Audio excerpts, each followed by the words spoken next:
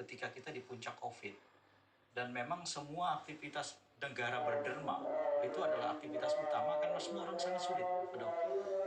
Nah, pada waktu itu 498 triliun dikeluarkan dalam 1 tahun oleh APBN kita.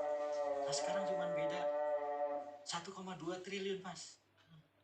Jadi 496,8 triliun. Dan itu adalah naik lebih dari 50 triliun dibandingkan tahun lalu. Artinya, Indonesia rupanya didefinisikan oleh pemerintahnya dan diwujudkan dalam bentuk alokasi pembelanjaan negara, anggaran dan pembelanjaan negara, itu seperti sedang mengalami kesulitan yang harus segera ditolong. Menurut saya, jika ini didefinisikan sebagai kecurangan, inilah kecurangan yang paling berbahaya dan brutal.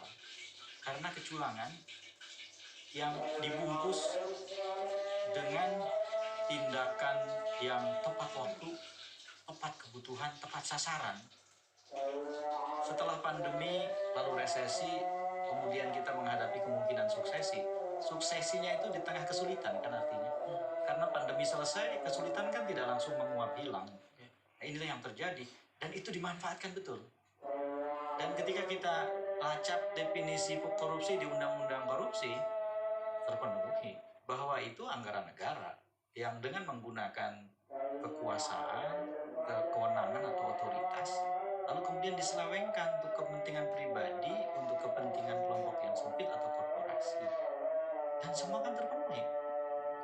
Karena ketika dipersonalisasi bantuan sosial itu, lalu kemudian dikaitkan dengan kontestasi, orang merujuk pada 2 kontestasi yang sedang berjalan kan, pemilihan presiden di mana putra presiden menjadi calon wakil presiden dan pemilihan legislatif di mana putra presiden menjadi ketua umum partai yang berjuang ingin masuk parlemen dengan melampaui parliamentary threshold. Jadi ketika ada seorang anggota DPR yang 2 hari yang lalu bertemu saya di Jakarta dan baru pulang dari dapilnya bercerita bahwa di sana pembagian bantuan-bantuan semacam itu bahkan sudah seperti terang-terangan dibagikan oleh kader atau jaringan partai tertentu yang berkait dengan hubungan keluarganya dengan Presiden Jokowi itu. Wah, itu bahaya sekali sudah. Jadi menurut saya ini bukan saja kecurangan definisinya sudah, ini sudah kejahatan, kejahatan pemilu. Tidak boleh dibiarkan karena kemudian kan jadi presiden. Jadi pelipat gandaan kekuatan untuk melawan soal-soal ini memang harus dikumpulkan sekarang dengan target yang berbeda-beda.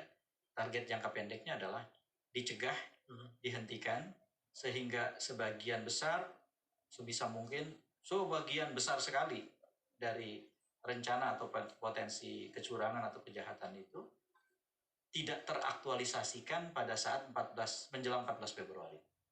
Yang kedua, ini yang dipermudah yang nanti bisa jadi bahan pembicaraan kita. Setelah berhasil mengatasi target atau kampanye mereka, sehingga tidak bisa menang 1 putaran dipaksakan, dan ternyata ada putaran yang kedua, itu lebih mudah.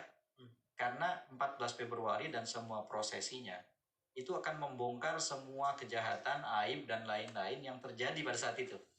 Kita akan bisa melacak datanya, lokasi TPS-nya, polanya, strategi yang kita bisa duga di belakang itu, dan seterusnya. Kalau itu sudah terjadi, maka target kedua kita adalah mengalahkannya 26 Juni.